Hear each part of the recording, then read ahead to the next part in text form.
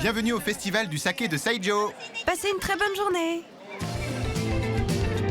Bonjour et bienvenue à toutes et à tous pour ce nouvel épisode d'Asie Insolite. Aujourd'hui, nous passons la journée dans la ville de Saijo. Cette petite ville de la préfecture d'Hiroshima célèbre chaque année son festival que les Japonais appellent Matsuri. À Saijo, c'est le saké qui est à l'honneur. La ville a fait de la boisson la plus réputée du Japon une véritable spécialité. Le Matsuri de Saijo, c'est donc le festival du saké.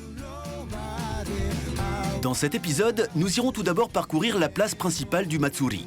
C'est ici même que les plus grands brasseurs de saké de l'archipel viennent faire déguster leurs meilleurs crus aux festivaliers.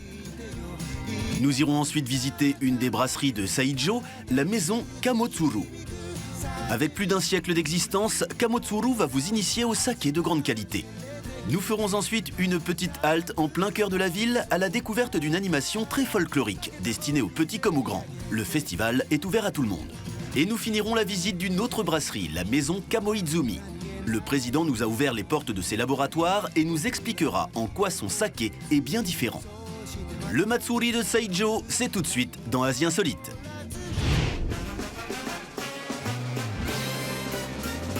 Aujourd'hui, tout le monde est en effervescence dans la petite localité de Saijo. À quelques encablures de la ville d'Hiroshima se tient début octobre un festival qui rassemble les meilleurs brasseurs de saké du pays. La préfecture d'Hiroshima arrive à la 4e place du Japon en matière de production de saké et Saijo est un district très réputé pour la qualité de son Nihonshu. Nihonshu, c'est le terme exact si vous voulez parler du saké, car pour les Japonais, le mot saké désigne davantage n'importe quel alcool. Mais pour ne pas trop s'embrouiller, nous utiliserons le terme saké. Le saké est une boisson à base de riz fermenté et d'eau. Et contrairement aux idées reçues, son degré d'alcool avoisine les 15 degrés. Mais il faut quand même le consommer avec beaucoup de modération. Mais revenons au Matsuri. Il s'étend dans toute la localité de Saijo et comporte une place centrale dans laquelle, moyennant 15 €, vous pouvez goûter au meilleur saké du Japon. Le principe est simple. Les meilleurs brasseurs de tout l'archipel tiennent des stands en fonction des régions, ce qui permet d'avoir une vue d'ensemble de la diversité de production du Japon. Un peu comme le vin, le saké est produit dans plusieurs préfectures. Et en fonction de la qualité du riz, de l'eau et de la méthode de fabrication, son goût varie forcément.